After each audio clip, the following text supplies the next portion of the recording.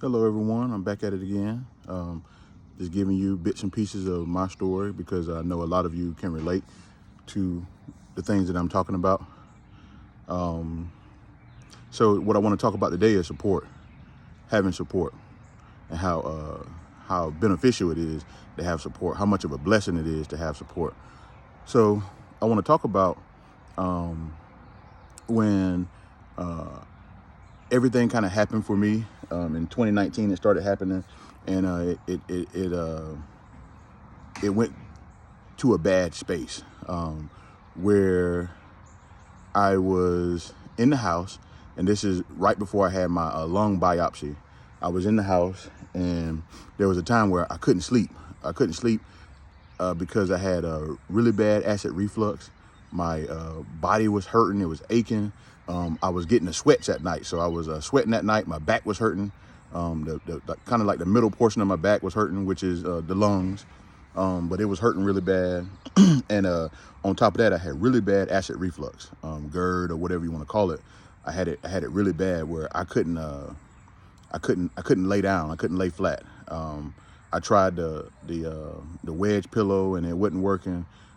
And I was just at a really bad spot. I was on oxygen, so I was wearing oxygen, hard to breathe. Couldn't take a shower without oxygen on, and just in a really bad spot.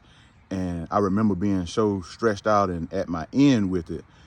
At one night, I'm laying back, and it just felt like, with the acid reflux, it felt like I had some kind of like popping in my throat, like just after you eat or whatever the case may be, you lay down, and it would just be like almost like some hot grease popping off the stove, but it was in my throat.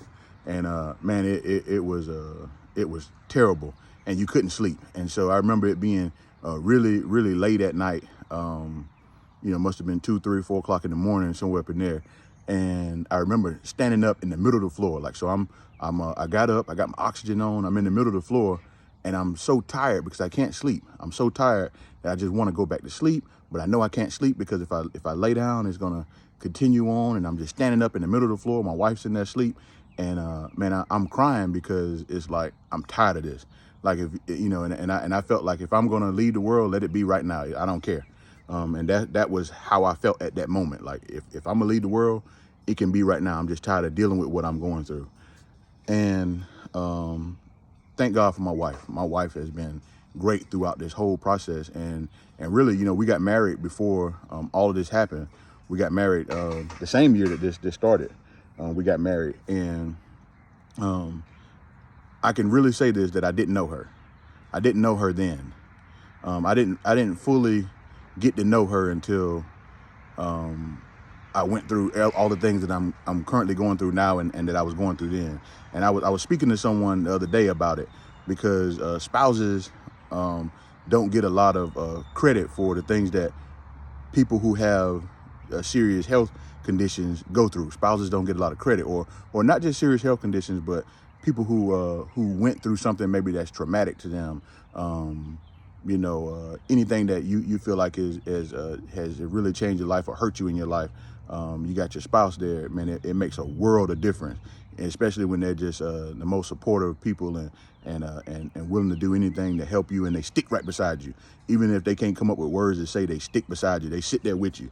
You got hospital runs late at night, and they go with you every time. There's stuff that you can't do, they do it for you. When I got out of my surgery, my wife was able to do a lot of things that I couldn't do.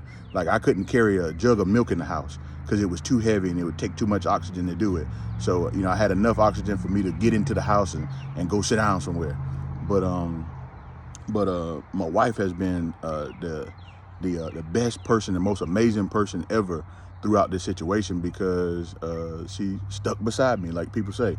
She was sticking beside me throughout it all. Every time I've been to the hospital, my wife has not gone. I have not gone by myself without my wife.